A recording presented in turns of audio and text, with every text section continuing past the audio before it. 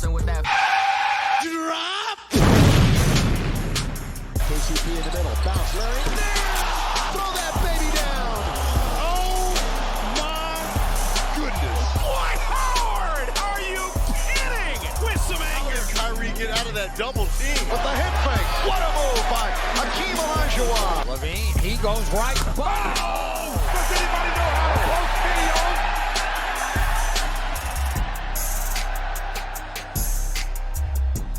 Happy New Year, everybody. It is 2020, start of a new decade, start of a new podcast as we drop the 42nd episode of the Drop Step Podcast. Home team Brandon Leak here with Book the Hook, P-Dog, Brandon Harper, and Houston. Gentlemen, how you doing for 2020 and the next decade of our lives? 2020.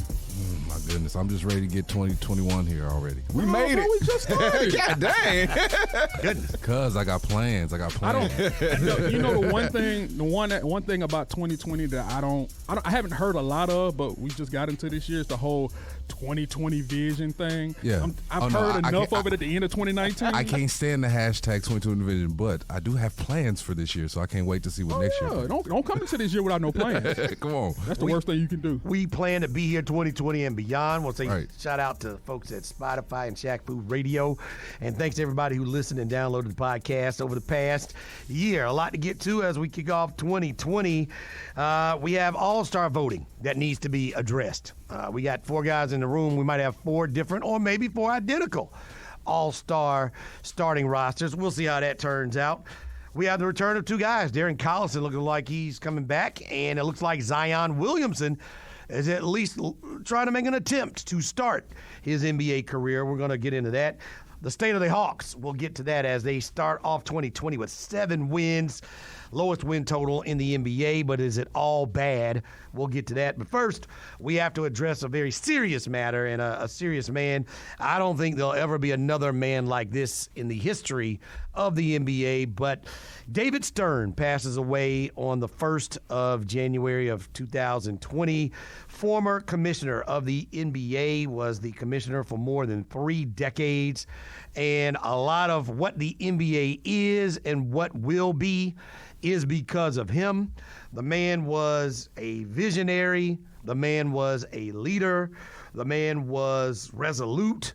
The man was someone who could give his opinion and move on. He was a man that could take criticism and move on, but more importantly, he was a guy that forever shaped and changed the NBA from things we overlook right now, from the number of international players in the game to the number of games that have been played internationally, to viewing the NBA draft lottery, to viewing the NBA draft, to watching the league grow from a league that wasn't even on TV when he took over the league. Now it's on every night out of the week. David Stern, certainly a pioneer, not just of the NBA, but of the sporting world. And you hit the nail right on the head. If I was to look up the word pioneer in the dictionary, there would be a lot of people's faces or names that would be there. David Stern's name would be one of the names there. He's one of the few names or faces you'll see on there you'll actually recognize, too, as far as commissioners. Yeah. He's one of the only ones that, as soon as I see his face, I know exactly who that man was. Yeah, and with all the other the accolades that home team just named, the whole laundry list of stuff, and it goes on and on. If it wasn't for David Stern, there'd be no WNBA. Right. And shout out to the WNBA, who's continuing to grow and continuing to expand. There's a lot of talented ladies that are there and are coming through that league as well. But expanding the league from 23 teams to 30 teams, the revenue going from 20-some-odd million to whatever it is now, a substantial growth from when he came into the league all the way until he decided to step away. I mean, just look at the level of respect that a lot of the guys around the league gave him, all the condolences that he received via, social media and other outlets from major stars that are still playing and guys that have been long retired. I think that speaks for itself. He's impacted a lot of people's lives. Condolences to him and prayers to his family.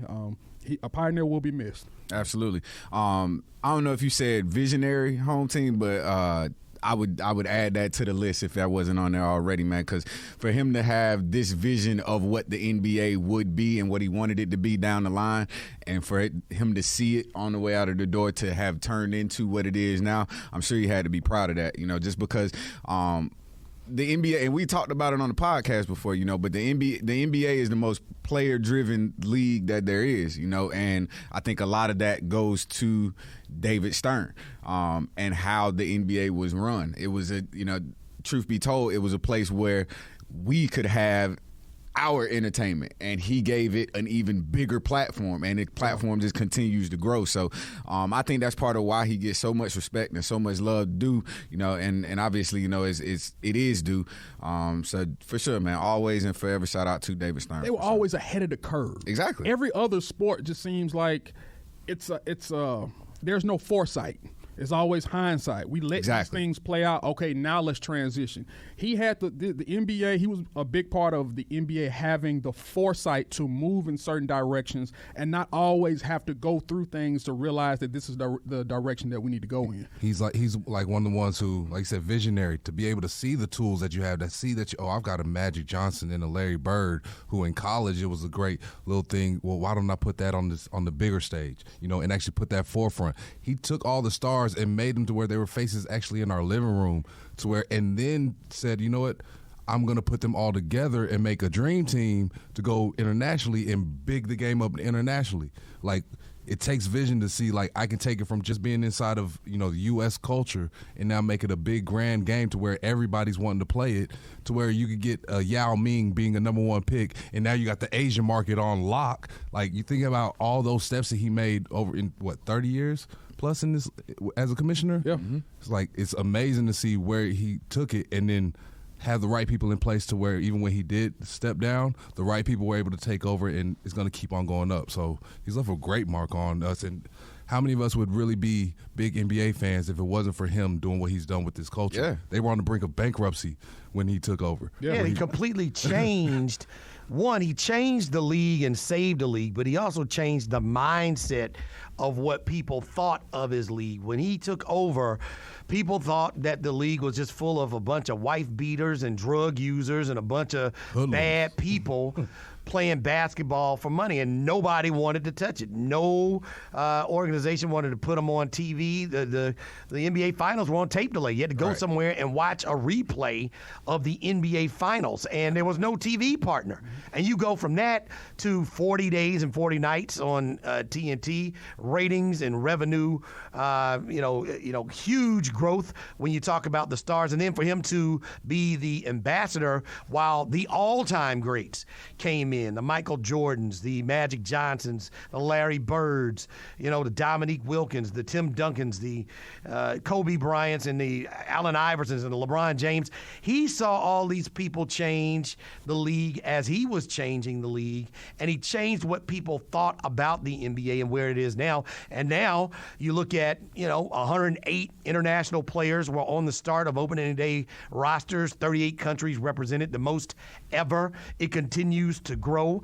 You start to look at the guys that are in the G League, people that are not well known, but getting the opportunity to give time and grow with an NBA team. Those are starting to grow in the number of teams with multiple international players. So all of that starts with David Stern. And he had to go through a lot that wasn't positive. He had to deal with a lot of controversy from, whether or not, his draft was fixed. Did they have a frozen envelope to get Patrick Ewing to the Knicks? He had to address that head on. A cheating referee with Tim Donaghy calling fouls and taking tanks from mob figures and whatnot. And the malice in the palace where he built up his league, and he's got one of the biggest black eyes in the history of sports. He had to be out in front of all of that without really any precedent on how to deal with it. And the Michael Jordan retirement grew the league. It continues to be a staple of the American fabric in sports. I think not only that, in the American fabric of sports, because I feel like one of the most impactful, long-lasting impacts that he'll have is the effect of the international game in the NBA. Because moving forward, we've got kids that now have role models. The same way we grew up with role models, recognizing these people on TV. Now these overseas kids, people have the same opportunity. You know, you got little kids in Greece seeing Giannis doing what he's doing. You got kids back in Cambodia that Embiid is from, you know, seeing what he's doing. Pascal Siakam coming from Africa. Like they have a proven blueprint to get to this league now. So I think that's one of the most impactful things that he leaves behind. Cameroon. Good call. Good call. Even beyond that, though, he took the players and gave them. He made, like I said, made a player-friendly league. Players are now in power and made it to where now our role models were just to be basketball players. But now these kids get to look at these basketball players, and because they've been groomed in a certain way, now they actually entrepreneurs. They're going for actual business before they even make it to the league. So if it wasn't for him actually putting players and saying, hey, you're not just a tool for me to use and go out there and play ball, but giving them more of a voice throughout the years, then now you get to a point to where LeBron and them can stand up and say, hey, I got a school now. So I think it all derives back to who has been running this league and for 30 years. Like I said, I'm 36. So he ran it for 30 years and has only been out of the position for the past 5 or 6 years. So he's been doing 2014, I think, was his last year. We having the same conversation when Goodell passes? No, absolutely no. They handle things a lot different. And to set it straight, you know, I think there are some good things that Goodell has done. And obviously, when a man passes away, you know, you will remember the good, right? But not to this. David Stern is one of the greatest commissioners and leaders that sports has ever seen. And another thing that we can add, another notch to his belt, is the grooming and the mentoring of Commissioner Adam Silver, who's also a visionary. Absolutely, he wants people to gamble. Who would have thought 30 years ago you would mention gambling in a sport, let alone a commissioner saying he wants gambling on his sport because that's what Americans like to do, and it puts eyes on his product. That's visionary. Yeah. What about trying to change the NBA playoff seeding? Have a little trouble with that right now. But reseeding in-season tournaments. Things that people don't think about that could save and change the league for the next generation. He was an apprentice of David Stern, who did everything from get us a NBA draft lottery and got us a salary cap. Yeah. Got rid of hand checking. Where would Steph Curry and the shooting that we see in the NBA be if you could still hand check in the NBA? Slam dunk competition. Yeah.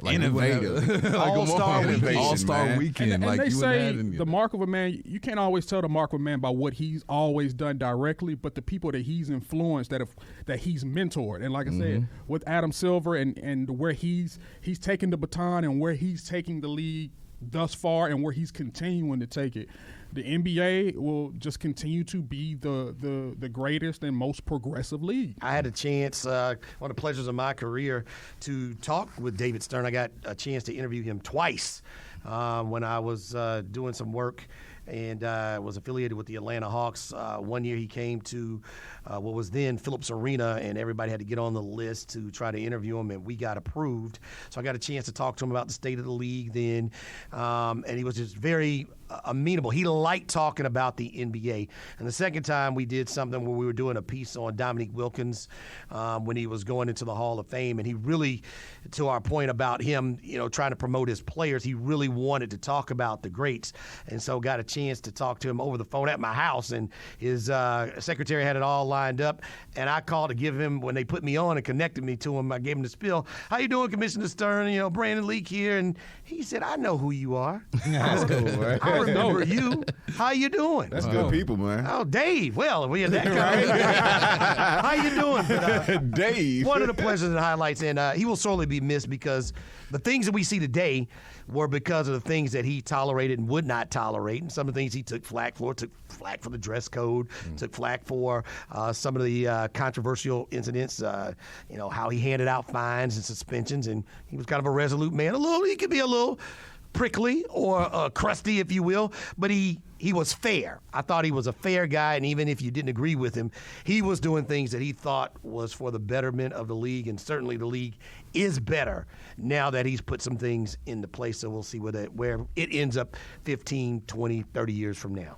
Prayers and condolences. Rest in peace. Rest in power. The Atlanta Hawks start off 2020 with the worst record in basketball. 7 wins. Woo-hoo. I don't think if you took the 4 of us or 40,000 people, we bet it before the season started, we would say we would be here. So there is a little bit of confusion. I think there's still a little bit of patience, but now there's starting to be a little bit of concern, albeit a little bit small, about the results we're seeing. 7 wins in and just not seeing the consistency. For me, it's the youth and the changing of the lineups repeatedly that have the Hawks where they are. The suspension of John Collins for 25 games certainly didn't help. And now the Hawks, while trying to develop and improve, they need to figure out who they are. So there are a lot of things going on at one time, which have the Hawks at 7 wins, and now there's a chance to see if they can improve and make a pretty good run down the stretch. We always talk about the art of patience, and people always say patience is not just waiting, but the attitude you have while you wait. And I don't. What's my attitude like right now? What's my attitude like right now? Well, I will say most Hawks fans' attitude right now, I think it really started once we found out John Collins was going to be gone for 25 games. And no one saw that coming, and it just kind of derailed, like I said, whatever progress or whatever progression we were looking to witness this year. So your attitude when it comes to patience drastically changes because it's now changed because of something that was stupid, something that could have been prevented, along with your rookies having up and down seasons, which they're going to, but I almost kind of figured that's something that rookies are going to go through because they're still adjusting from college to the NBA, which is a big jump for a lot of guys. But when you have unforeseen stuff, that monkey wrench that's thrown into something that you're trying to start up, it makes waiting even tougher than what it's going to be anyway. We had one real monkey wrench that threw this whole thing off, and that was John Collins. That's a big wrench. But even looking at it, hindsight, I don't think we'd be much better off even if he didn't get. You might be right. 25 games. They would be. Okay, yes. How much better? They would have more wins. But remember, like you said, at the beginning of the season, I'm gonna go ahead and fess up. I had them as possibly an 8 seed, maybe a 7. You were wrong. I'm dead wrong. Yeah. So but I don't see where that 25 games he still wouldn't have gotten us more than maybe 5 more. Yeah. wins, How much of a difference? That's the next question. How much of a difference maker would it have been? Yeah. Would the team have been able to mesh better with him being in The Hawks are a 7-win team right now. Okay. With John Collins out for 25 of those. For 25 games. The playoff line right now is 15 games. Could John Collins give you 8 could help contribute to 8 extra W's up to this point in the season? Possibly. I can see when some of those with that number. Maybe 6 is what I'm saying. Flirting with that number somewhere still a young around team, absolutely. even with John Collins. But with some of those losses that we took to like Orlando and to Chicago, we beat Orlando. Well, but couldn't beat Chicago though. I'm sorry, it was Chicago. No, it was somebody else too that's down there at the bottom. I think we lost to the Knicks or somebody too. Yes, we did. So it was in like the Garden. games like that. Okay, so maybe we would still be an 8 seed if he was around, but still, it don't feel like the progression that I think that I saw was going to be taken this year. I don't think I've seen any of that. And that's the question: where, and what? Where are the Hawks, and what should they be, and what should we be seeing? What should the development of Kevin Huerter or, maybe some guys? I don't know what you put into the rookie class yet because they're still rookies, but where's Kevin Huerter supposed to be? Where's DeAndre Bembry supposed to be? The problem is you just had this mismatch. Yeah, you have 3 backup centers on your team, and one of them has to start, and that's what Coach Lloyd Pierce has. But Kevin, that's another hurdle. Kevin Huerter got hurt, and it derailed some of the season. Now you could always say, well, if he wouldn't have got hurt, how many wins would he have added if he would have been? I don't know, because even with all those guys healthy and in the fold, it's still a young team that still has to learn how to win. Honestly, the last 2 years have been, if you want to give an A through F type of grade, I can't give the Hawks I can't grade the Hawks on last year. That sounds like a D+. Or even this year. Because it's an incomplete grade. Because if you take all factors into account, last year Trae Young is a rookie. Also, John Collins is hurt for almost the first 25 games of the season. So that is got a rookie head coach. So it's really tough to evaluate. You got a rookie-heavy team. Then you take 2 of the veterans off of that team and replace them with rookies on this team. 2 of those rookies are seeing a lot of floor time. So it's really tough to evaluate. Which is a positive. It is a positive, but at this point, you just have to, you can't grade it on the same scale that you're grading everything else on necessarily. You don't think so, Houston? Okay, first of all, we did give last year a grade, and it probably was like a B because we didn't expect them to win anywhere close to 29 games or 30 games last season. So I think we gave them a pretty good grade for last year. As far as the replacements and stuff and the rookies having to play so many minutes, I don't think that's a good thing. Why not? Because that means that the fact that they're not consistent enough to really be playing those minutes means we have nobody else to put in those places. But the only way you become – sometimes you got to throw the logs in the fire. The only way that you become consistent and you learn about your game and your game develops is if you're getting that time. And what better way to get your time than on a young basketball team already?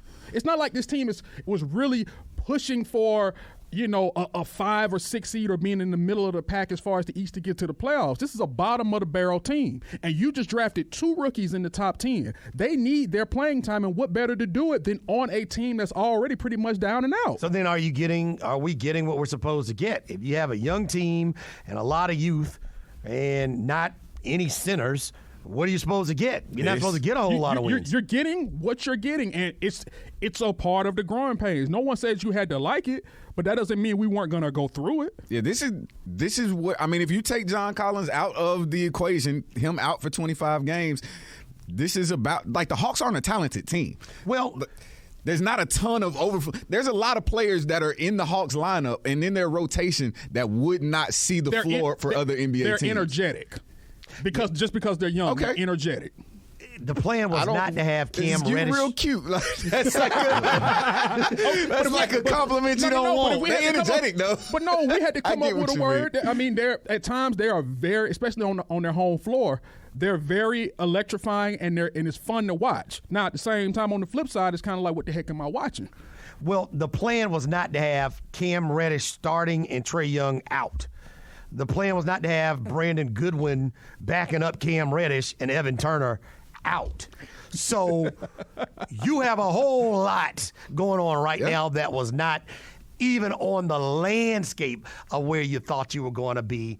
Oh, by the way, did I mention you have 3 backup centers, and not one of them should be starting. Hey, all I know is one of them has to start. Somebody has to start. And Book, you had been talking about this prior to you sending that, but you sent it at the right time about the article about what each team needs to do in order to take the next step. And obviously, Atlanta Hawks are first because they start with the letter A. And the one move, they said, go get Andre Drummond from the Detroit Pistons. And one thing that the Hawks have to play with is cap space. They have contracts that'll be coming off the books this offseason. But even before the offseason, you got the trade deadline coming up. Like you and I both, and I think we all think there are going to be some moves being made very, very soon. Yeah, the question is, they're going to have plenty of money. So how do you make the second phase work? Phase 1, get Trae Young. Phase 2, develop the next rookie class. Phase 3, start building and adding some veterans. So is it Drummond? Is it Enes Kanter? Is it Steven Adams? Where are you going when you talk about trying to build a team that is going to go to the playoffs and deal with Joel Embiid and deal with the Raptors and be able to deal with the better teams that are in the Eastern Conference? It's not Enes Kanter. First of all, it's not Enes Kanter. No, that has never been an option. He's available. So that's what me and Vito think that you threw Enes Kanter out there before. No, he threw out Steven Adams. Oh, Steven Adams. It's one of them boys that played for the Thunder before. Yeah. So I think we own the right track. Like, the Hawks need a center. A center is in the worst way, they need a center, somebody that's going to be able to develop on their timeline or already be on their timeline. So we were looking at it earlier. The Hawks got $107 million on the books right now. Next year, as of right now, they only have $33 million guaranteed to be on the books next year. So they have to, and you have to get to the floor, to the NBA salary floor. They will have to. So that's how they do it. I think they make moves this season before the trade deadline. Free agency looks horrible. So Andre Drummond will be in the free agency class, but you go ahead and trade for him right now this season to keep him from being in that mess that's going to be free agency, because at that point you got to compete with the other 29 teams. So I can see that happening. I hope that happens, because I think he fills a lot of the gaps that the Hawks got right now. And Chandler Parsons is a stick-up kid. Oh, he stuck up Memphis and got his money, and now Dallas started it. I was about to say Dallas started in Dallas. But at the same time, it's still a stick-up because he barely played and he getting $25 million. Yeah. So you got to get that contract off the books. And there are a couple other contracts that you met, It's expiring. It's expiring regardless. Okay. Right. So even if he stays, it's gone. But I agree. I think that is a move that you need to make at the trade deadline before free agency hits, because the last thing you want to do is have to compete with other squads in free agency for a guy like Andre Drummond. Let me ask y'all this, because I know I got a little bit different of a perspective. How tied to this team? How tied are you to John Collins being in Atlanta? Hey, y'all, we got plenty of ways for y'all to check us out, so make sure that you go subscribe on either Apple Podcasts, Spotify, Podbean, or even Shaq Fu Radio, which plays our podcast every Wednesday and Saturday night. You can also catch us on the YouTube channel for the Drop Set Podcast, 680 The Fan, and Atlanta Sports 6. And last but not least, make sure you check out the Drop Step on IG, Twitter, and Facebook. I think, at this point, anything is up for discussion except for Trae Young. So if it's Kevin Huerter, if it's DeAndre Hunter, if it's John Collins, if it's Cam. Anybody, Cam Reddish, a draft pick, I think this team is moldable in so many ways. I don't think John Collins has earned you can't trade him. Okay. No. He's the one player out. He's the one player that if you do trade, that you better get something back for, though. So I saw this the other day. Everybody else, you're going to do some packaging type stuff, but John Collins, like, no, I want to get something back. Oh, absolutely. And this is the reason I asked. I'm glad you said that. So was reading something the other day. Karl Anthony Towns. I've heard rumblings of him wanting unhappy. Exactly. Yeah. So the Timberwolves are keeping eyes on other players that they can potentially bring to Minnesota to keep him happy, but they're also kind of monitoring what they can get for Karl Anthony Towns right now. You know who else is monitoring that situation? Golden State. For D'Angelo Russell. Yes. Exactly. And I think which would be a much more appealing package to somebody like Minnesota because of you getting a guy like D'Angelo Russell back in the caliber of player that he is. So here's where it all ties in back together. Packaged to get Karl Anthony Towns in Atlanta, throwing John Collins out there, including John Collins as the centerpiece to bring Karl Anthony Towns back to Atlanta. I don't have a problem with that. Okay. Do you think that puts us in a better position than we are right now, though? Or is that making a move to just make a move at that point? See, I don't know if that's a wash. Right. Because if you add another play, if you get a center and keep John Collins, is that not a better option? If you swap him out, well, you get your big man, but how much more did you improve if Collins is going to be a 19-9 guy? Is where I would be. Well, then if that's the case, then you would think Andre Drummond would be the Andre better Drummond option. is the man. Get him to Atlanta. Slink. Let's make it happen. I don't even want to talk about Cat coming here. I don't just want him. You don't want him? I love him. I love him. Not wired right on the inside. What's the thing problem? is, you're unhappy there, but like if you would have really fell in line with what Jimmy and them wanted in that year, you'd be a lot different. I only like Karl Anthony Towns if he's wearing my team's jersey. If not, really? I don't like him at all. I do like his numbers, but I don't think mentally he got enough that's gonna. And like I said, I'm not gonna give up a John Collins and then some more for Cat. I'd much rather go grab Drummond. Yeah. Well, a guy who could be making some headlines, Zion Williamson, hadn't played his first game as an NBA player yet. He goes through his first full practice with the team. According to Coach Alvin Gentry, he has ruled him out this week when they take on the Lakers and the Kings, but it looks like at least he's back from the abyss of injury. At least he's doing interviews, and you're able to hear from him. It'll be a big storyline if he's able to come, because we really don't know what he is or what he could be as an NBA player. Now this story about the Pelicans trying to teach him how to walk. differently, it's just a bit interesting. Jesus. The boy is a newborn baby deer. And they got Mama just had him, and now he's sitting up there staggering and walking around and trying to teach him how to walk and run again. How to put proper pressure on his joints so that he don't mess up his knees and stuff. Come on, man. If this is not Greg Oden 2.0, I'm calling it. That's a bit early. No, I don't think it's early because I've been saying it since he was in college. This boy's not going. We've seen Blake Griffin, Blake Griffin's not built like him. Well, nobody's built Neither is Greg Oden. But okay, Greg, I'm sorry for the simple fact that you're not going to be able to see full seasons out of this guy. No, but I agree with Houston for the simple fact we've never seen anybody built like him with that level of athleticism. And, I agree. And this much talk and hype around him, and then it just to fall flat on his face. We haven't seen him play. When I heard this story, like when I got this alert on my phone about them teaching him how to walk and run, the first image that popped in my mind was Forrest Gump with the knee braces on. And these are his own words. He told ESPN that the Pelicans are trying to teach him how to walk like and he run. wanted to put him on blast almost, like that Forrest Gump thing hopped in my mind. I would like to be a fly in the facility, whether it be the Smoothie King Arena or wherever they're doing this, just to watch to see how they're teaching him how to walk. Agreed. And how they teach, because I want to see this. I want to see who's teaching him. I keep imagining him standing there. Who is the walking specialist you going to see? I keep imagining him standing there with them poles next to him, and he's holding on. He got the halo on his head, and he's sitting there trying to take little baby steps, and they're correcting each motion of the foot as it hits the ground. No, you got to put pressure on the outside, so that way we don't keep.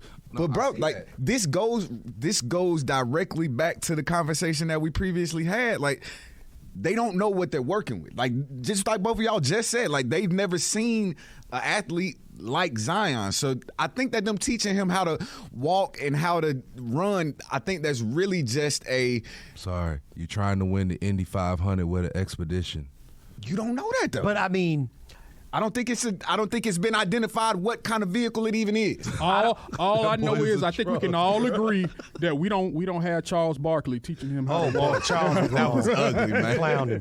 He clowned him. Hopefully the young man will be all right, and it'll be good shot in the arm for the Pelicans, for the NBA. It certainly will be on all those nationally televised games. Absolutely. Get out there. So just want to see what he can do. Number one pick, he's not playing. That's not good for anybody. So we need to see if he can get out there and do it. Darren Collison could be coming back, and he might have his pick of the litter. Looks like it's a situation where he wants to go play for one of the good teams in the league. Who would have thunk that?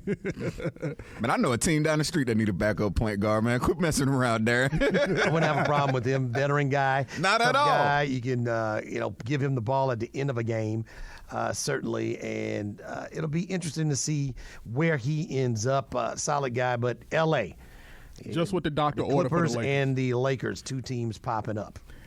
There's the reason why. Only reason I see he would go to the Clippers is only reason the Clippers want him is so they can keep him away from the team down the hall. Because I don't know how much playing time he would get behind a Pat Bev and a Lou Will. True. I don't, and like they don't need him. They don't. And like I said, the only reason they would sign him is to say, hey, not, nanny, nanny, boo, boo, we got him, y'all don't. So the Lakers can offer a little more money.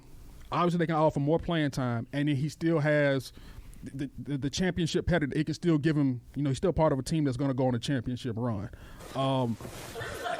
They need another guard. Because Rondo ain't it. Anytime Rondo plays more than 20 minutes, my heart starts to pound a little quicker because he can't shoot the ball even though he's taking threes like he's a new and improved Jason Kidd. Like 5 3-pointers. It's like the ball is screaming no when he pulls it, no. And no. And the basket's screaming that too. It's tough. Can't sit here. And I need another guy, even if he's on the floor of LeBron, to where it can run the offense and can create his own shot off the dribble, get to the basket, and also can shoot the three. Darren Collison, hovers around 40% from three-point range. Can average anywhere between 12 to 15 points a game. If you're the Lakers, I don't see how it's not a perfect fit. He is the perfect fit as a backup point guard for the Lakers right now, man. Like, if you could roll Darren Collison, Kyle Kuzma, and Dwight Howard off the bench as your 6th, 7th, and 8th man. And who's to say at some point in time he don't start. That's true. I was just about to say, I wouldn't. They don't really have a true starting point guard. It's Really? LeBron. It's LeBron James. It's LeBron James, Right, it so is. he could start at But 5. somebody, He and could start at we 1. always talk about LeBron playing off ball and taking the pressure, but we all know LeBron ends up reverting back to being the guy, even with He can't help himself. Right. It's You know, easier like, said he really, than done. really can't help I've himself. heard it said a million times. Right, I've me only too. seen it done a few. Right. Like, really. That's one of the things that they're missing. That and another wing guy, another slasher. Not saying that it's as dire need as another point guard, but another possible slasher that can get to the basket with a little bit of length as well. I'm comparing. The Lakers are a championship. They're built to be a championship team now. But I'm comparing them obviously down to the team that's down the hall because that's the team that people are comparing. You're already 0-2 versus that team. That team has more depth than you, and by God, they're tougher than you right now. They actually have 3 guys who you can roll the ball out there and say, go get your own shot. Hey, I'm interested to see what Denver has to say in this conversation at the end of the season. I mean, don't get me wrong. I'm not saying that they might not even scratch the Lakers or they may not even nick the Clippers. But if they go, somebody's going to have to see them. Oh, yeah, one absolutely. of those two. If we all are in agreement that it's going to be LA and LA 1 and 2, then that means somebody's going to have to go through Denver to get to the Western Conference Finals. And don't get me wrong, I think that LA and LA are number 1 and number 2, but I think that Denver, with all of this noise, kind of everybody already crowning them 1 and 2, me included, I think that Denver will give whichever one of them draws Denver out of the playoffs. I think that's going to be a interesting series if it makes it to that point. Denver and Utah are the 2 teams, even going back to last year, where you didn't want to go to their place and play them. Obviously, for many factors, elevation, but just home court advantage, period. But the Joker is not, even though you're right, I don't think you want to see that team in the playoffs for the simple fact of how they can play, run up and down the court, and also play half-court basketball with the Joker. But he's just not playing at the, even though they're still a good team, he's not playing at the level that we saw him play at last season. I don't know what it is. I don't think he's being asked to. I think other players are being asked to do other things, and it's taking a little bit of his workload away, which makes it look like he's not as impactful when truly I think it's the other players around him stepping up. He's going to need to be that level of impactful if they're going to find their way getting out of the West. He can't just be, a nice piece. Because they don't have enough. Yeah, he has to be the piece. They need him to be the Joker if they're going to make any sort of type of run. I think that it's going to come down to somebody's going to make a move, I think somebody's going to make a move before the deadline, and I think we know who the playoff teams are going to be and who's going to make that one little tweak to try to one-up the other, I think will be interesting as the playoffs roll around. Final topic, just for food for thought, NBA All-Star voting. If you had to do the East and the West starting 5, who you going with? We can start with the East. Mine's pretty simple. Kyrie Irving. Trae Young. Huh?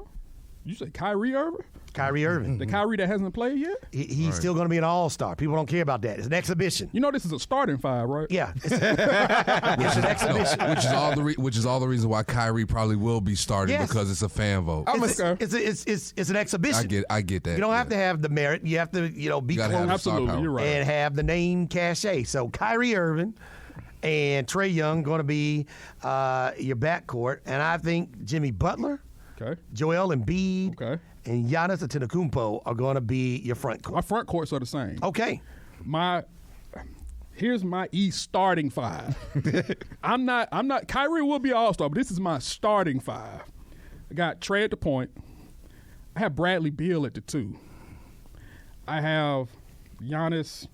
You look at your front court any type of way. Giannis, Butler, Embiid. Okay.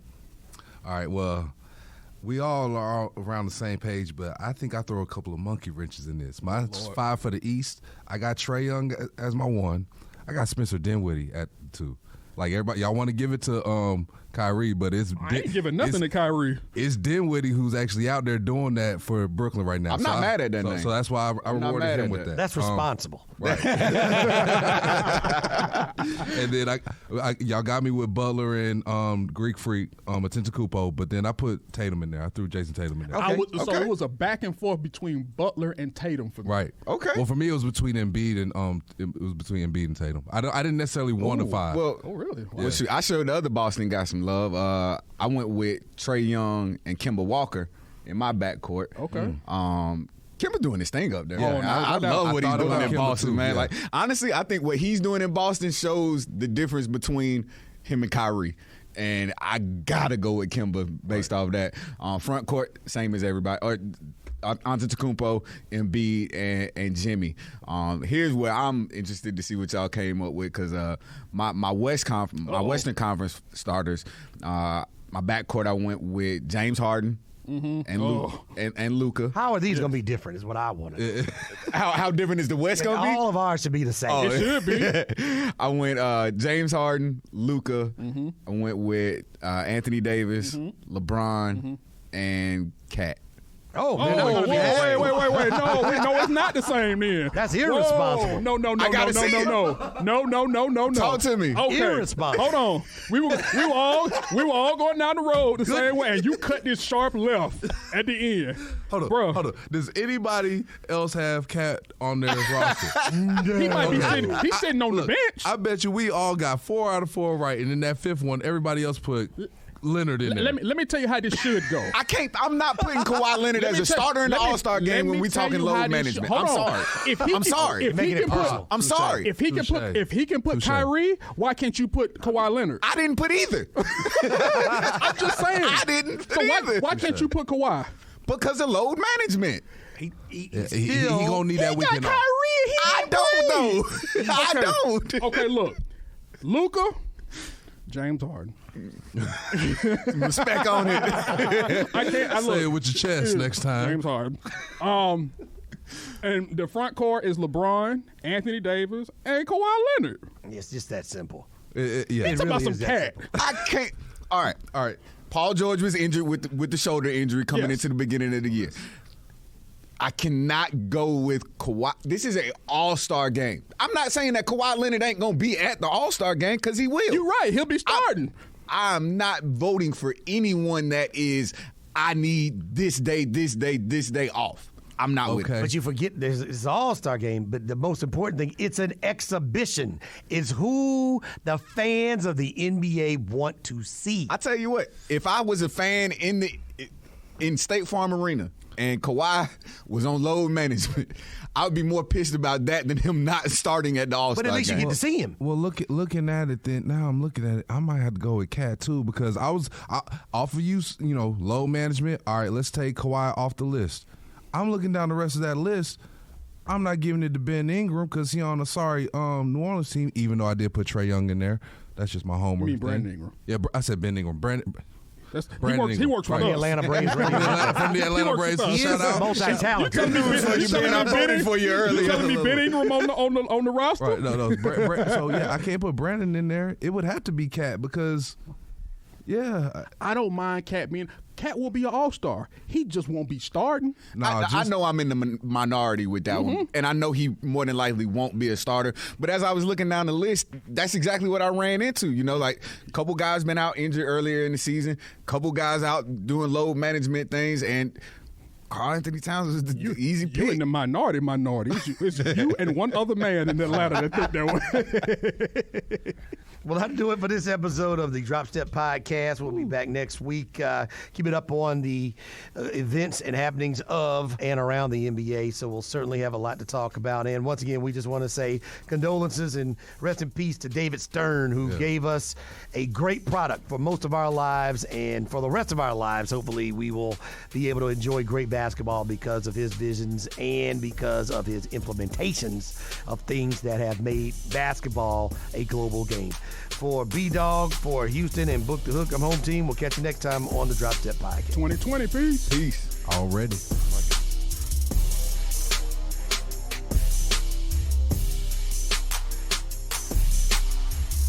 Hey, y'all, we got plenty of ways for y'all to check us out. So make sure that you go subscribe on either Apple Podcasts, Spotify, Podbean, or even Shaq Fu Radio, which plays our podcast every Wednesday and Saturday night. You can also catch us on the YouTube channels for the Drop Step Podcast, 680 The Fan, and Atlanta Sports X. And last but not least, make sure you check out the Drop Step on IG, Twitter, and Facebook.